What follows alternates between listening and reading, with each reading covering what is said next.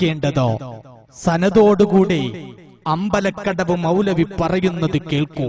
ഞാൻ പറയട്ടെ സഹോദരന്മാരെ, ആദരണീയനായ റസൂലുള്ളാഹിന്റെ മുടി ലോകത്തുണ്ട്. അതിന് ബറക്കത്തുണ്ട്, അതിന് പുണ്യമുണ്ട്, അതിന് മഹത്വമുണ്ട്. നമ്മുടെ ഇന്ത്യയിൽ വെല്ലൂരിലുണ്ട്, തമിഴ്നാട്ടിലൊരു മുടിയുണ്ട്, അതിന് സനത്തുണ്ട്, പരമ്പരയുണ്ട്. ആ മുടി എവിടെ നിന്ന് കിട്ടി? കശ്മീർ ഹസരത്ത് ബാൽ മസ്ജിദ് റസൂലുള്ളാഹിന്റെ മുടി സൂക്ഷിച്ചിട്ടുണ്ട്, അതിന് പരമ്പരയുണ്ട്, തങ്ങൾ വരെ എത്തിച്ചേർന്ന പരമ്പരയുണ്ട്. അബൂദാബിയിൽ ഹസ്റജി കുടുംബത്തിന്റെ കയ്യിൽ ആ മുടിയുണ്ട്. അബൂദാബിയിൽ ഹസ്റജി കുടുംബത്തിന്റെ കയ്യിൽ ആ മുടിയുണ്ട്. അതുപോലെ സുഡാനിൽ മുടിയുണ്ട്. ലോകത്ത് അറിയപ്പെട്ട സ്ഥലങ്ങളിൽ ഈ 14 നൂറ്റാണ്ടുകാലം കൃത്യമായ സനത് പരമ്പര സഹിതം കൈമാറിപ്പോന്ന് സൂക്ഷിച്ചു വരുന്ന, ഭദ്രമായി സൂക്ഷിച്ചു വരുന്ന ആ മുടിയുണ്ടെന്ന് മാത്രമല്ല, റബീഉൽ അവ്വലൊക്കെ ആ മുടി പുറത്തേക്കെടുത്ത് വെള്ളത്തിൽ മുക്കി ആ വെള്ളം തബറുക്കിന് വേണ്ടി ആളുകൾ വ്യാപക വാങ്ങിക്കൊണ്ടുപോകാൻ. ഇനിയും അമ്പലക്കടവ് മൗലവി സനതുള്ള മുടികൾ എണ്ണുന്നത് കാണൂ. സ്വഹീഹായ നിലയിൽ ലോകത്തെ പ്രശസ്തമായ പല കേന്ദ്രങ്ങളിലും ആ വിശുദ്ധ മുടികൾ സൂക്ഷിച്ചു വരുന്നുണ്ട് എന്നത് ചരിത്രപരമായ യാഥാർത്ഥ്യമാണ്. നമ്മുടെ ഇന്ത്യ മഹാരാജ്യത്തിൽ തന്നെ തമിഴ്നാട്ടിൽ വെല്ലൂരിൽ അള്ളാഹുവിന്റെ ഹബീബിന്റെ ആ വിശുദ്ധമായ ഒരു മുടി സൂക്ഷിച്ചിരിപ്പുണ്ട് എന്നത് ലോകത്തറിയപ്പെട്ട വാർത്തയാണ്. വളരെ ഭദ്രമായി ശക്തമായ ബന്ദോബസ്തോടുകൂടി സൂക്ഷിക്കപ്പെട്ട ആ മുടി വർഷത്തിൽ ഒരു തവണ റബീഉൽ അവ്വൽ 12 ഹബീബായ റസൂലുള്ളാഹി സ്വല്ലല്ലാഹു അലൈഹി വസല്ലം ജനിച്ച ആ ദിവസം മാത്രം പോലീസ് ബന്ദോബസ്തോടുകൂടി പുറത്തെടുത്ത് പുറത്തുള്ളൊരു വലിയ ചെമ്പിൽ ആ മുടിയൊന്ന് മുക്കി അതങ്ങനെ തന്നെ കൊണ്ടുപോയി പൂട്ടി സൂക്ഷിച്ചു വെക്കുന്ന ഈ മുടിയിട്ട വെള്ളം ജനങ്ങൾ ബറക്കത്തിന് കൊണ്ടുപോകുന്ന സംവിധാനം അറിയപ്പെട്ടതാണ്. കേരളത്തിൽ നിന്ന് പോലും ആ വെള്ളം സ്വീകരിക്കാൻ വേണ്ടി ആളുകൾ റബീഉൽ അവ്വൽ 12 വെല്ലൂരിൽ പോകാറുണ്ട്. ഇന്ത്യയിലെ കശ്മീരിൽ ഹസ്രത്ത് ബാൽ മസ്ജിദ് റസൂലുള്ളാഹിന്റെ തിരുമുടി സൂക്ഷിച്ച ആ വിശുദ്ധമായ പള്ളി അറിയപ്പെട്ടതാണ്, അനിഷേധ്യമായ പരമാർത്ഥമാണ്. സുഡാനിൽ ഈ മുടി ആധികാരികമായി സൂക്ഷിക്കപ്പെട്ടിരിക്കുന്നുവെന്ന് രേഖകളിൽ കാണുന്നു. അതുപോലെ അബുദാബിയിൽ ഷെയ്ഖ് ഹസ്റജി ഉണ്ട്. അബുദാബിയുടെ മുൻ മതകാര്യ വകുപ്പ് മന്ത്രി, യുഎഇയുടെ മന്ത്രി. അദ്ദേഹം ഹസ്റജി കുടുംബമാണ്, അൻസാരികളായ സ്വഹാബി പരമ്പരയിൽപ്പെട്ട മഹാനാണ്. അദ്ദേഹത്തിന്റെ വീട്ടിൽ അവരുടെ ഫാമിലി ഭദ്രമായ ഒരു മുടി സൂക്ഷിച്ചു വെച്ചിട്ടുണ്ട്. അത് എല്ലാ റബീഉൽ അവ്വൽ 12-നും റമദാൻ 27-ാം രാവിന്റെ അന്നും പ്രത്യേകം പുറത്തെടുക്കാറുണ്ട് എന്ന് അവിടെയുള്ള രേഖകൾ ചൂണ്ടിക്കാണിക്കുന്നു. അബുദാബിയുടെ മുൻ മതകാര്യ വകുപ്പ് മന്ത്രി, യുഎഇയുടെ മന്ത്രി. അദ്ദേഹം ഹസ്റജി കുടുംബമാണ്, അൻസാരികളായ സ്വഹാബി പരമ്പരയിൽപ്പെട്ട മഹാനാണ്. അദ്ദേഹത്തിന്റെ വീട്ടിൽ അവരുടെ ഫാമിലി ഭദ്രമായ ഒരു മുടി സൂക്ഷിച്ചു വെച്ചിട്ടുണ്ട്. അത് എല്ലാ റബീഉൽ അവ്വൽ 12-നും റമദാൻ 27-ാം രാവിന്റെ അന്നും പ്രത്യേകം പുറത്തെടുക്കാറുണ്ട് എന്ന് അവിടെയുള്ള രേഖകൾ ചൂണ്ടിക്കാണിക്കുന്നു. ഇങ്ങനെ വേൾഡിൽ അറിയപ്പെട്ട സ്ഥലങ്ങളിൽ വളരെ പാവനമായി, വളരെ ആധികാരികമായി പ്രബലമായ കുടുംബങ്ങളോ ഔദ്യോഗിക തലത്തിൽ ഗവൺമെന്റ് സംവിധാനത്തോടെയോ അത് സൂക്ഷിച്ചു വരുന്നു എന്ന യാഥാർത്ഥ്യം നമ്മൾ നിഷേധിക്കുന്നില്ല. അതിന് വല്ലാത്ത പുണ്യവും. അഹമ്മദ് ഹസ്റജി മരിച്ചു പോയിട്ടില്ല, പേരോട് മരിച്ചു പോയിട്ടില്ല, നമ്മളും മരിച്ചു പോയിട്ടില്ല. അബുദാബി നിലനിൽക്കുന്നതിന്റെ അവിടെ സമാധാന യുദ്ധമല്ല. അബുദാബിക്ക് ടിക്കറ്റും കിട്ടും. എയർ ഇന്ത്യക്കിന്റെ പൈലറ്റ് സമരം ഒരുപാട് ഫ്ലൈറ്റ്, വേറെ എയർലൈൻസിന്റെ ഫ്ലൈറ്റ് പറക്കുന്നുണ്ട്. വിസയും പെട്ടെന്ന് കിട്ടും. പേരോടിന് വിസ ഫ്രീ, ടിക്കറ്റ് ഫ്രീ. ഈ വിഷയം അന്വേഷിക്കാൻ വേണ്ടി അബുദാബി അഹമ്മദ് ഹസ്റജിയുടെ അടുത്തേക്ക് മിതമായ മധ്യസ്ഥന്മാരെ കൂട്ടിക്കൊണ്ട് പോകാൻ തയ്യാറുണ്ടെങ്കിൽ എല്ലാ ചെലവും വഹിക്കാൻ ഞങ്ങൾ തയ്യാറാണ്. Ready ready ready.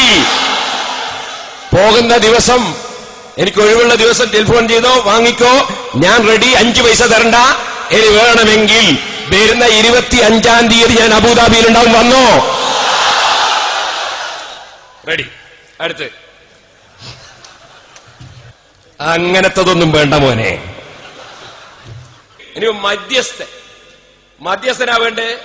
അഹമ്മദ് ഹസ്റജിക്ക് നല്ല പരിചയമുള്ള ആളാണ് ബഹുമാനപ്പെട്ട സയ്യിദ് മുഹമ്മദ് അലി ശിഹാബ് തങ്ങൾ.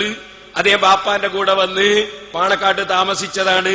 കുഞ്ഞാലിക്കുട്ടി സാഹിബിന് അദ്ദേഹത്തിന് അറിയാം, പാണക്കാട് തങ്ങന്മാരറിയാ.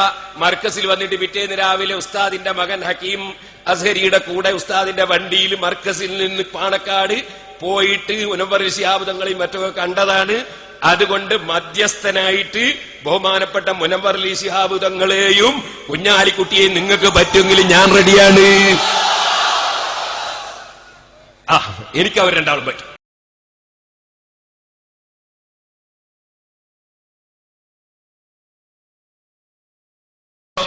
المسلمين أن أكدنا استعدادنا لاستقبال كل باحث أراد الاطلاع على تلك الوثائق أو رؤية خصائص النبوي الشعر النبوي الشريف عن كتب إلا أنه لم يأتنا أحد لهذا الغرض.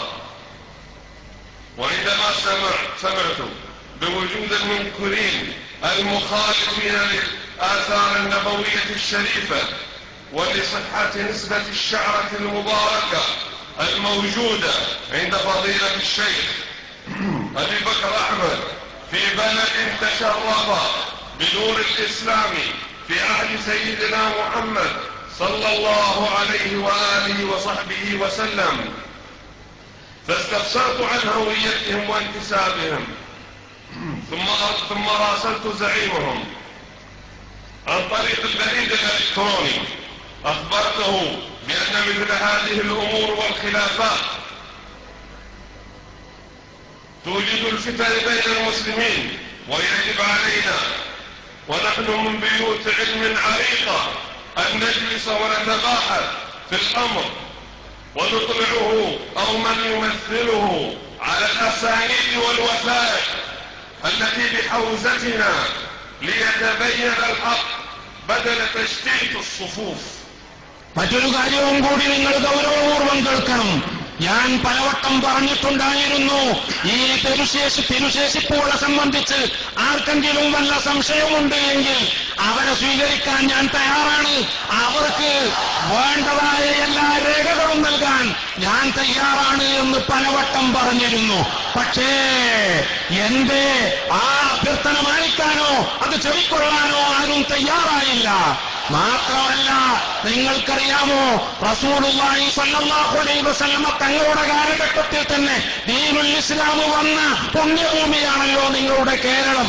ഈ കേരളത്തെ സംബന്ധിച്ച് എന്നെ വല്ലാതെ അത്ഭുതപ്പെടുത്തിയ ഒരു വസ്തുത, ഫളീലത്തു ശൈഖ് അബൂബക്കർ ബഹുമാനപ്പെട്ട കാന്തപുരം ഉസ്താദിന് ഞാൻ ആ പുണ്യ തിരുകേശങ്ങളിൽ നിന്ന് ഒരു കേശം കൊടുത്തപ്പോൾ ഈ നാട്ടിൽ അള്ളാഹുവിന്റെ റസൂലിന്റെ കാലത്ത് ദീനുൽ ഇസ്ലാം എത്തിയ ഈ നാട്ടിൽ ആ തിരുശേഷിപ്പിനെ എതിർക്കാൻ, കാന്തപുരത്തെ ചീത്ത പറയാൻ കുറെ ആളുകളുണ്ട് എന്നുള്ള വിവരം ഞാൻ അറിഞ്ഞപ്പോൾ ഇവരാരാണ്, ഏത് പാർട്ടിക്കാരാണ്, ഇവരേത് വിഭാഗമാണ് എന്ന് ഞാൻ അന്വേഷണം നടത്തി. ആ അന്വേഷണത്തിൽ അവരുടെ നേതാവാരാണ് എന്ന് എനിക്ക് ബോധ്യപ്പെട്ടപ്പോൾ ഇമെയിൽ മുഖേന ഞാൻ അവരോട് ബന്ധപ്പെട്ടു. ഞാൻ ആ നേതാവിനോട് പറഞ്ഞു, നിങ്ങളുടെ അനുയായികളെ ഫിത്നയുണ്ടാക്കുന്നത് എന്ന് നിങ്ങൾ തടഞ്ഞു നിർത്തണം. ആ നേതാവിനോട് വ്യക്തമായി ഞാൻ പറഞ്ഞു, അനുയായികൾ കുഴപ്പമുണ്ടാക്കാതിരിക്കാൻ അവരെ നിങ്ങൾ തടഞ്ഞു നിർത്തണം. ഇവരുടെ നേതാവിനോട് ഞാൻ അങ്ങനെയൊക്കെ പറഞ്ഞിട്ടും പക്ഷേ അദ്ദേഹം അതിന് ഒരക്ഷരം മറുപടി പോലും പറഞ്ഞിട്ടില്ല എന്ന കാര്യം ഞാൻ ഉറക്കാൻ ആഗ്രഹിക്കുന്നു. وطلبت منه أن يكف أتباعه عن إثارة الفتنة وتحقير الآثار النبوية الشريفة، إلا أنه لم يرد علي حتى هذه اللحظة لا إيجابا ولا سلبا، بل استمر أتباعه بالمهاترات وإحداث البلبلة كما سمعت.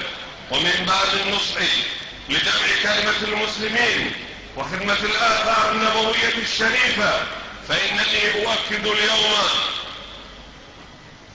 تلك الرغبة، وأن بيتنا في أبو ظبي مفتوحا لاستقبال كل راغب للتبرك بالآثار النبوية الشريفة أو الاطلاع على الخصائص والتي هي عندي أهم وأبلغ من الأسانيد، وكذلك الاطلاع على الأسانيد والوثائق لأهل العلم والباحثين.